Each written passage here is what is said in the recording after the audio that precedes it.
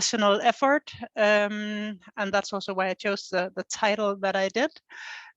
Before I go into more detail on the national aspect and how we address that, I will also tell a bit more generally about the course to give you a bit of background and framework.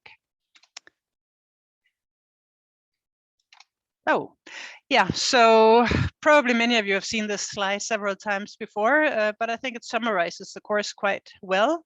So our aim with this course is to give the students a basic understanding of geohazards, but also of their potential impact on society and how we can deal with them.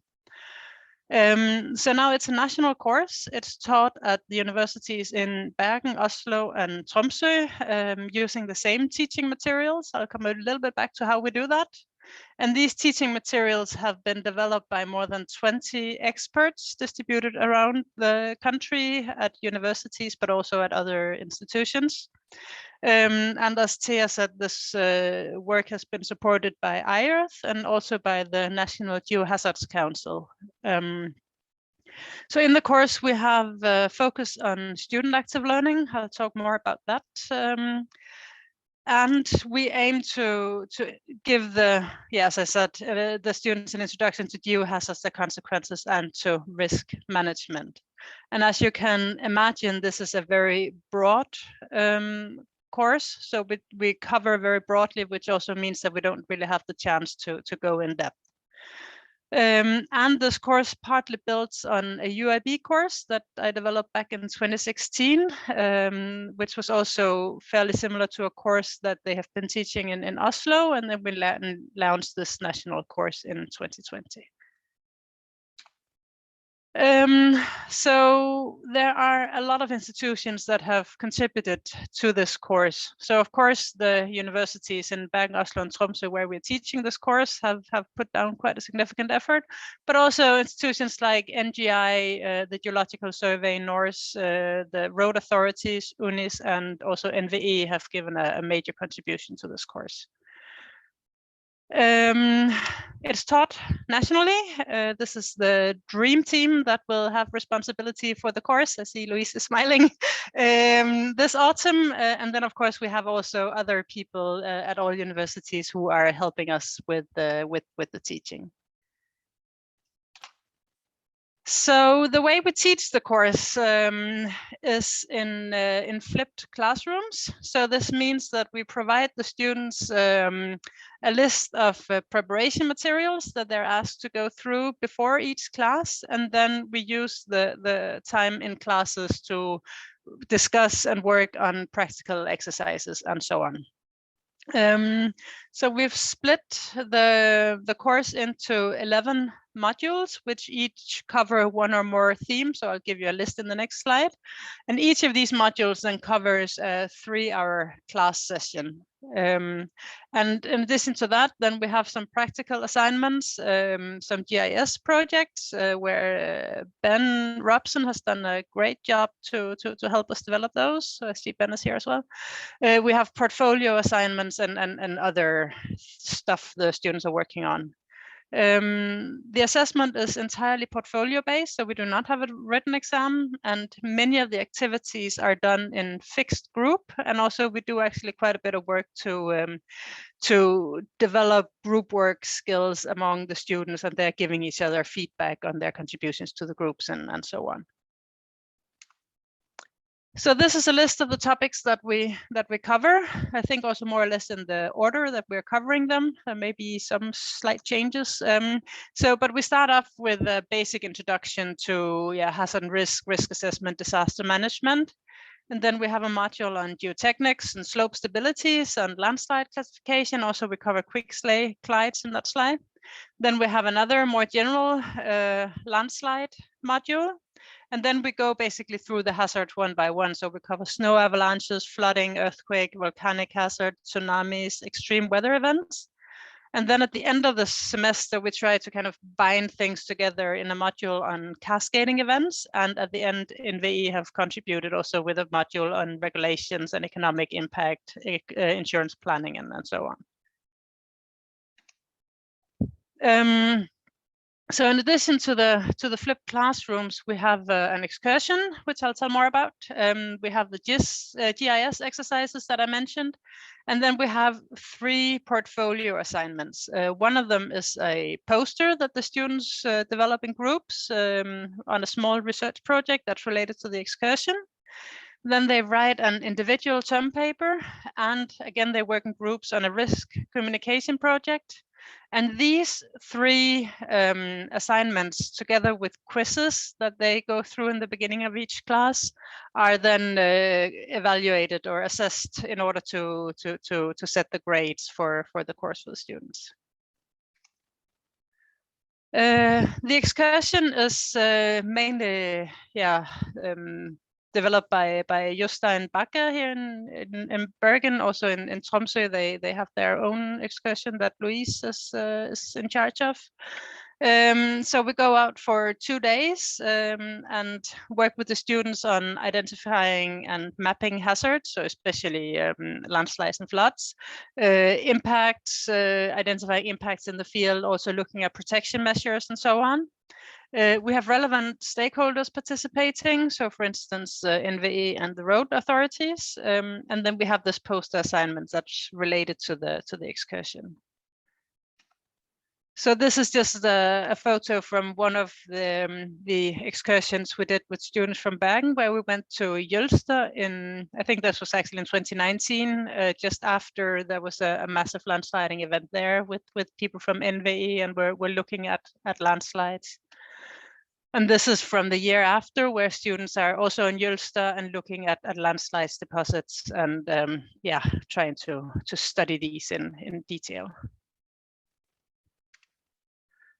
So I talked a little bit already about the assessment. So we have a long list of mandatory activity, and what they're assessed on, as I mentioned, are these quizzes, and then the poster, the term paper, and the risk communication project.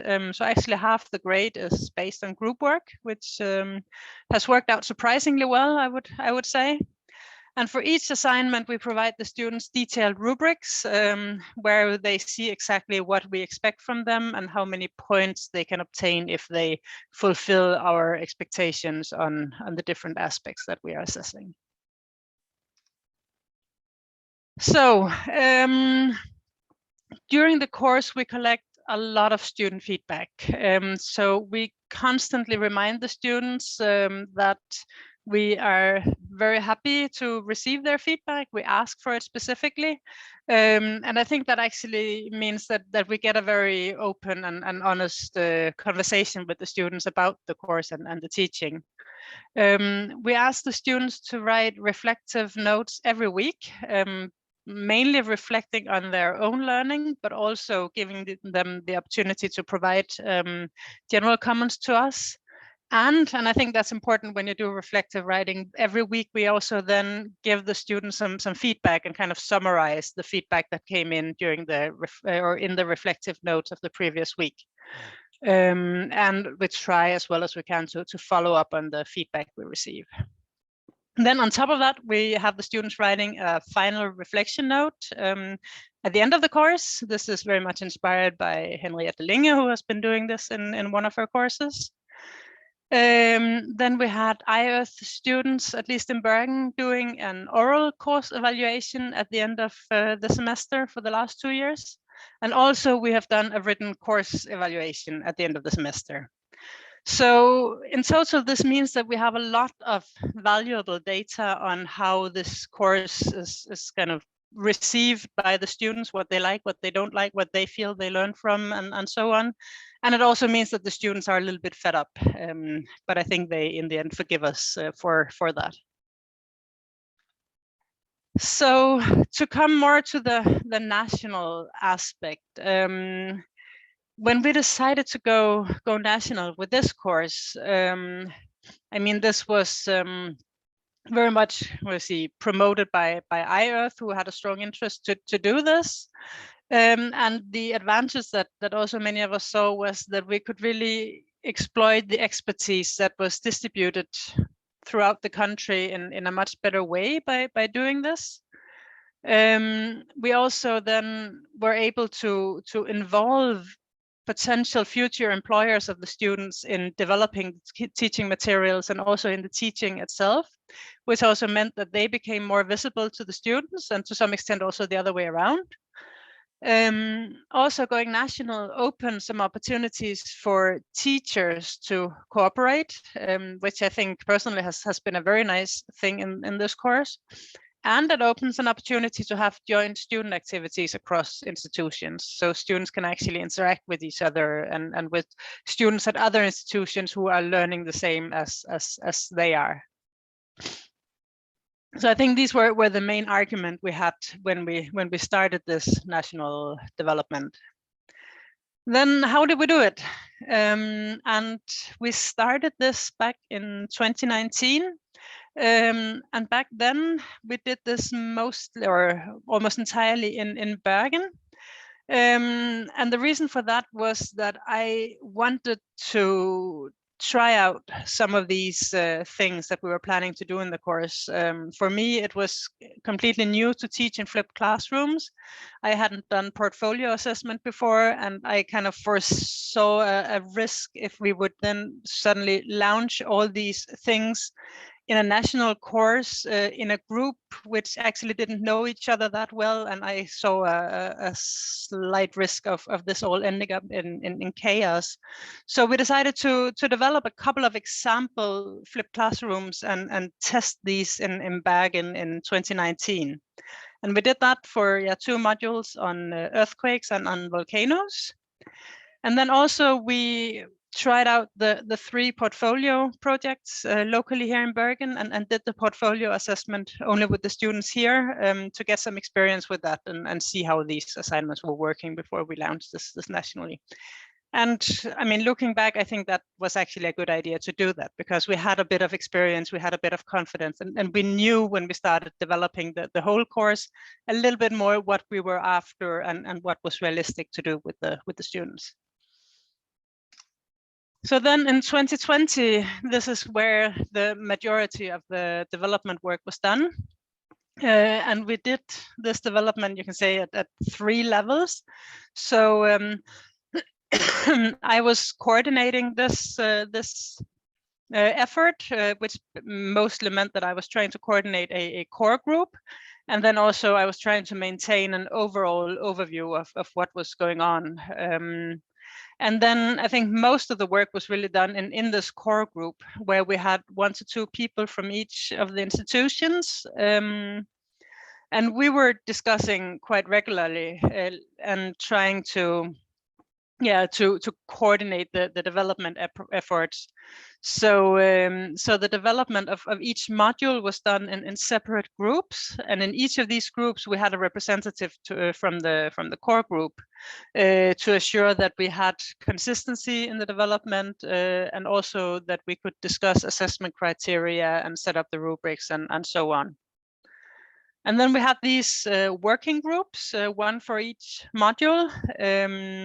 And we had more than, as I said, more than 20 people contributing into these working groups. And this is where we were developing, the modules. So we had people developing video lectures, writing short textbook-like texts, developing class activities, and so on and so forth.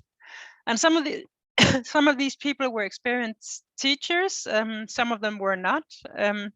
And also for that reason, it was important to have this core group representative in each group in order to kind of have this, say, pedagogical background and experience in working with students at the universities.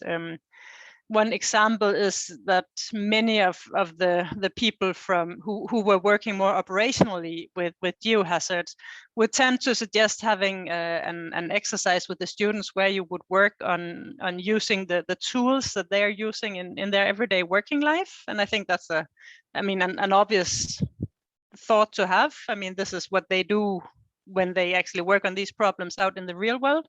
But often many of these tools are to some extent black boxes and the students really don't learn too much from using them. So we would then try to promote having more basic exercises and tasks for the students to work on.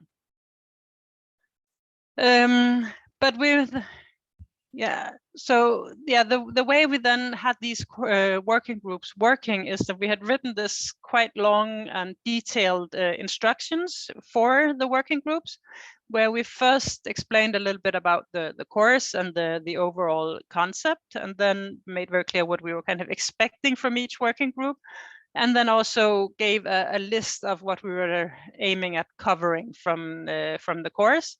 And based on this, we actually managed to get all the teaching materials in place and teach the course for the first time in 2020. And then in 2021, so last year, and also we are just now about to start the same process for the course that we are going to teach this autumn. It was mainly a slightly expanded core group that was working on further developing the course. So what we did was that we went through all the evaluations and student feedback that we had received, and that was quite a lot because we had all these reflective notes and so on. And then we had to make almost a prioritized list of what we needed to improve and what we wanted to improve. And then we were coordinating all these improvements with the authors of the materials, who were also to some extent people from outside this core group. And also we were developing quite a bit of new materials and inviting new contributors. For example, we added then a quite significant component on using GIS in various exercises. And here we had a very nice cooperation with Ben Robson, who did a tremendous job there. So how do we teach the course nationally? And that's something that I think is probably the greatest challenge when you do a national course, is to kind of develop this sense of actually being national. And what we're doing now is that we are teaching locally at the 3 institutions, and we have a course responsible at each institution. And the reason we've chosen to do it like that is that it makes scheduling and class setup a lot easier.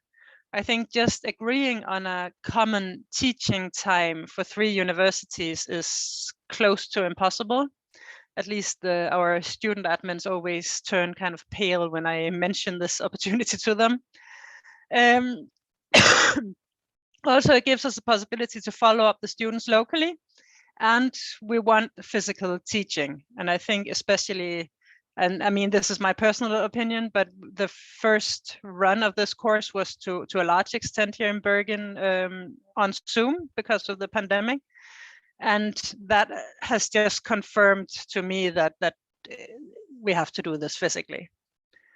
But even if we have then the teaching separate at the 3 institutions, we're using the same teaching materials, the same assignments, the same assessment and rubrics and so on. We are in regular contact among the teachers. UIB and UIO have a joint excursion, so the UIO students are meeting us in the field. They don't come all the way to Bergen, but we usually meet in Flum, and then we separate again in Jølster. That's what we've done for the last 2 years. And then we have this year had a iEarth funding actually to invite the students to go to the National Geohazards Day to present their course posters. So we had, I think, about 40 or 50 geohazard students going to Tromsø for the Geohazards Day to present their posters. And we have funding to do the same this year, where we are going to Trondheim for the Geohazards Day. So that's also a nice thing. So for me, a great challenge is to I think among the teachers, we have this good feeling of being a national team and working together, and also I think we're all actually enjoying having this cooperation. But having the students feel that this is a national effort is a little bit more challenging, I think. So as I mentioned, what we currently have implemented is this joint excursion with UIB and UIO. So here you see actually students from both institutions in Flum with Art Verhage from NVE enjoying the rainy weather. And here are a couple of Bergen students in Tromsø presenting their course posters that you can see here in the background. And then we've discussed a couple of things that also would be possibilities in such a course. And some of them we have abandoned, some we may try out now this year or next year. So one discussion we had when we started this development was to have fully integrated teaching in a webinar-based course. And I think I mentioned already the reasons why I personally think that's a bad idea. I think, yeah, scheduling will be very difficult, and I think it will be difficult to establish the close contact to the students that I feel we have with the current physical way of teaching. Then we've discussed having the students peer review each other's portfolio projects across institutions, and that's something that I would personally like to try out. But yeah, that's something we have to discuss and that we may do at some point. We have also discussed having kind of expert Q&A sessions every week with the experts who have developed the teaching packages being available on Zoom, for instance, for an hour or two before the class. So that's also something that we may try out at some point. And then we have also discussed having the students working on joint projects across institutions. So as I mentioned, much of the projects in the course is done as group work. And in principle, these groups could be with students from different institutions. But again, I think it will be a bit difficult for the students to, again, develop the same close contact and good group dynamics if they only meet on digital platforms. So I'm not sure if this is something that I would recommend to do. So, I mean, this is my last slide, and I was trying to summarize what thoughts or advice I would give to somebody who is aiming to or wishing to develop a national course like this. And much of this is probably quite obvious, but these are my main points. So I think it's important to have somebody who tries to maintain kind of the grand overview of what's going on, because when you have so many people involved, it very easily becomes very chaotic, and you need somebody to kind of pull back the threads and coordinate things a little bit, also that you end up with a somewhat homogeneous product. And then I think it's important to agree on an overall vision and pedagogical concept for the course. Because when you're several teachers involved in such a development, then everybody has to at least be willing to follow the pedagogical concept that you're designing, and ideally also everyone should of course believe in it, right? Also, it's important early on to discuss and agree on the ambition in terms of integrated teaching across institutions. So as I mentioned, we decided basically not to do that for the reasons I mentioned already, but it's something that should be discussed, and different options should be explored. And it should be discussed to what extent there's a wish to bring students from different institutions together. I mean, another option could be to have kind of intensive blocks of teaching where students meet for 1 week and have most of the lectures, for instance.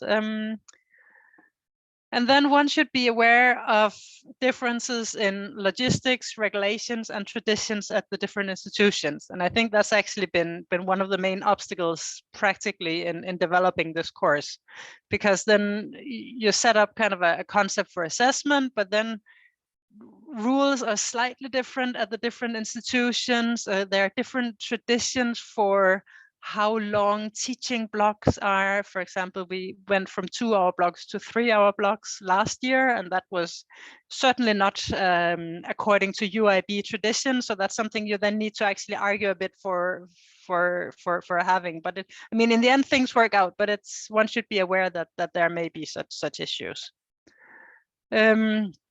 And then one should be prepared to put down significant work also in the following years. And I think that's, of course, the same for every course. but one shouldn't expect that having a course developed nationally is less work than doing your own course in a normal kind of local setting. And then I would recommend to get the students on board, because we certainly need their feedback in order to improve. So I guess that's all I had, and then I'm happy to answer questions. And maybe I can stop sharing, then I can see you.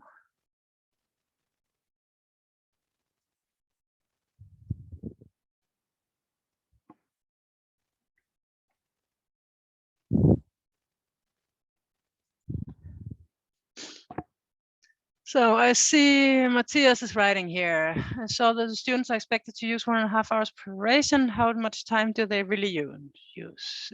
Yes, I think that's that's a good point. I would say they actually spend a surprising amount of time.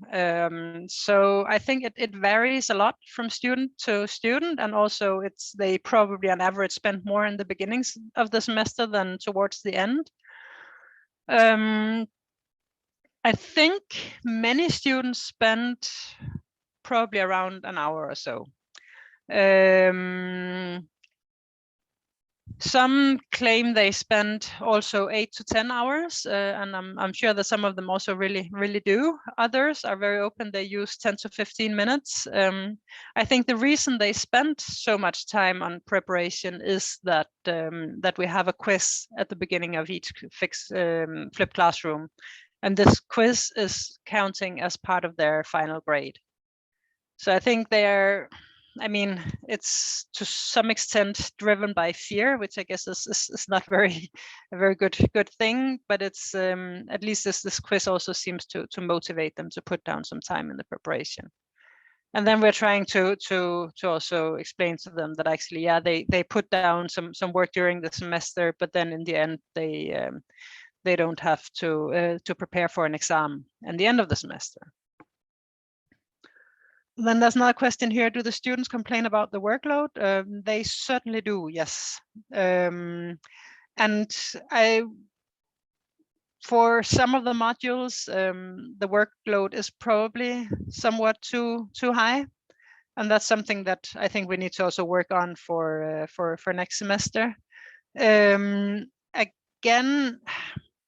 I think most of them don't spend more than what one could expect for a 10 credit course. There are some periods where it becomes a little bit intense, but then also there are more quiet periods. So I think average throughout the semester, it's probably more or less okay, tending towards the high workload side.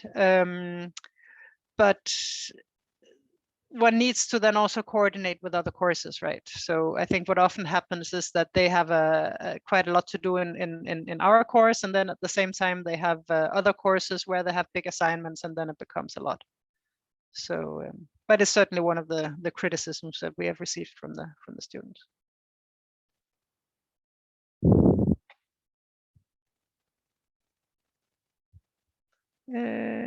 Do you get the professional help to develop videos? No, not so far. So many of our preparation materials are video lectures, and that's basically a PowerPoint where somebody is talking over it. And the students tend to like that. They prefer that a lot to reading texts. So for the first year, we had a textbook for the course, but we abandoned that last year because nobody read it anyway. Yeah, so these videos are highly unprofessional, I would say, most of them, but they're well received from the students. And then there are a couple of exceptions. So the NVE have developed a very nice and very professional video on flooding, I think, and maybe also a landslide one. Did you have a comment, Shasti? Yeah, I was just curious about the quizzes, because I tried something similar, but it sounds to me like you're doing the quizzes in class. Yes. Yeah, because one thing I realized was that we do quizzes before class, and then also the same way to do flipped classroom. And I didn't think about it when we set it up, but actually what happened, and the students told me, was that they made their own colloquiums to do the quizzes together. And I think even though they didn't do them individually, it was just super because they actually discussed the material and they worked on it maybe more than they would have done by themselves. So that's also an experience I have, that just putting it before the class, then you also free the time in class. Yeah, no, that's actually a good point. So I think these quizzes is also something that's not very popular with the students, and it's a bit challenging. And we do it the way that we have actually in the beginning, we had them in the beginning of class, and now we have them at the end of the class session. And that was based on feedback from the students, that they felt that they had the quizzes and then they answered some questions wrong. And then during class, they actually got the answers right. And then it was too late. But we have then also had problems, for instance, that then quiz results were kind of sent from one institution to another institution that had classes later in the week and so on. So, I mean, I don't think you can completely avoid cheating, but yeah, if it gets the students to think and discuss, then I agree that's the most important, right? So, yeah.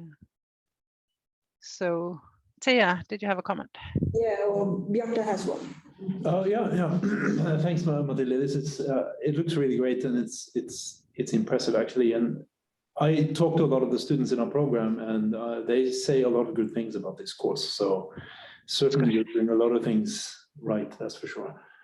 Now I'm not going to ask you for examples of things that don't work, but I was curious about the student reflections and how you use them. I know from our experience, we typically spend quite a proportion of the semester getting into the mojo of thinking about learning.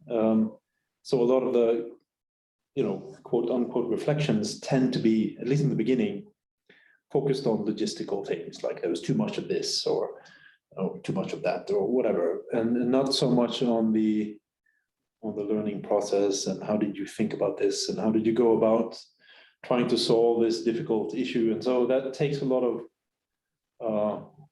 training in our case. So I was just wondering, do you have any experience with this and how you work with this? And then, of course, the implication of that for how you would revise your teaching according to those comments. Yeah, I think reflection is something that the students find difficult. And I mean, I understand that I find that difficult myself also, so they have my full understanding.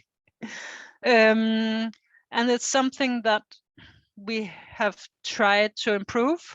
So the first year, we basically had a list of the same 5 questions that we sent to the students or gave the students every week, and then they had to comment, and then they wrote basically the same thing every week, and they just hated it. And it mostly became kind of a listing of what they liked and didn't like about this week's teaching. So very much what you're saying. Then last year we tried to change the approach a little bit, and we changed the questions we asked the students to reflect on from week to week. So, and that was based on a paper which I don't remember the authors of, but I can send that reference to you. But then every other week we were asking the same questions, and that was more general reflection on, what did you learn that was unexpected this week? What did you find challenging in this week, and so on. And the other weeks we had more specific questions on, for example, some project they were working on that week, or a specific exercise they had worked on, or other things, asking them to reflect on that. And I think that worked somewhat better. Still, it wasn't perfect, but and I think it varies a lot from student to student. So some students just decide that this is stupid and they don't want to do that, and well, then you can't force them, right? And some actually wrote very, very thoughtful reflections, and I then decide also to then focus my attention on those. And then at the end of every reflection, we kind of gave them the option to give general feedback. And that was where we also got a lot of valuable feedback. But also I mean, if many had experienced the same challenge, then we could address that in the class the following week and so on. So yeah, so I think it's what we're doing is still far from perfect. The students find we ask them to reflect too often. And I think it's something we need to discuss how we do it next semester, because I still think that this feedback that we receive is so valuable and gives us so much insight to kind of what's going on in the student group that it's worth it, but it's something we need to figure out. Thanks. Did that answer your question? Yeah, thanks. Thanks, that was great.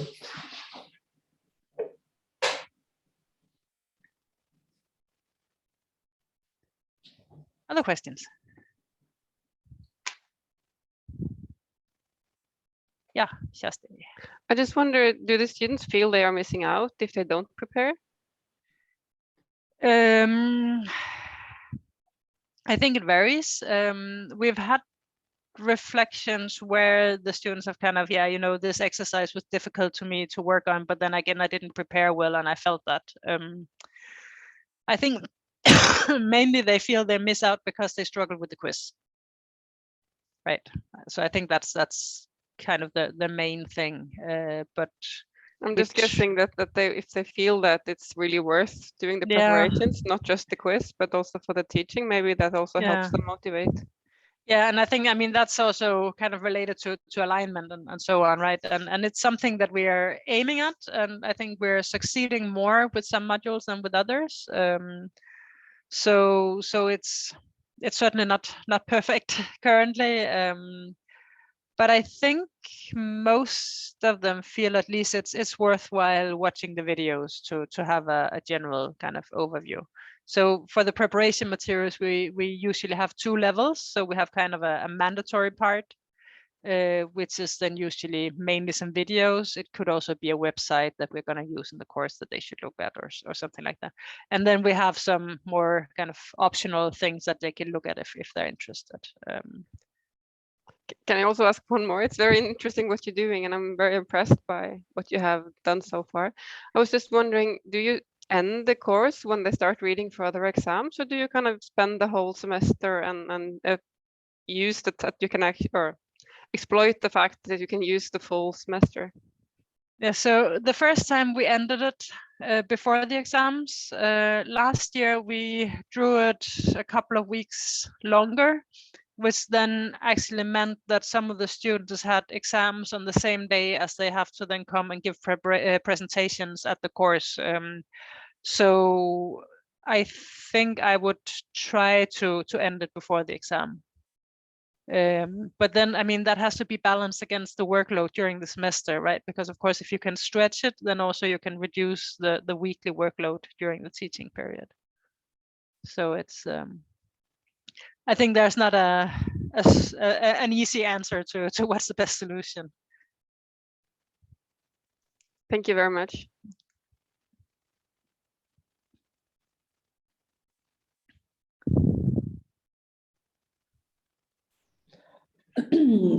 Any more questions to Mathilde? I have recorded this meeting, so I will upload this on the iEarth website after this one, so you can share it with your colleagues. I also just want to add that maybe a work task could also be blog post, because I use that in the internship course now, and the students find it much valuable to reflect on the course by writing a blog post. So that's something we're going to add on the iEarth website now, that the student can write blog posts. So just a suggestion that maybe that could help the reflection part of the course. Yeah, that's a good idea. Yeah, we should certainly discuss that a bit further. Yeah. Okay, but thank you, Mathilde. This was really good digital learning forum, and thank you all for participating. And please reach out to Mathilde if you have further questions, or the others at UIT and UIO as well. Okay, thank you. Okay.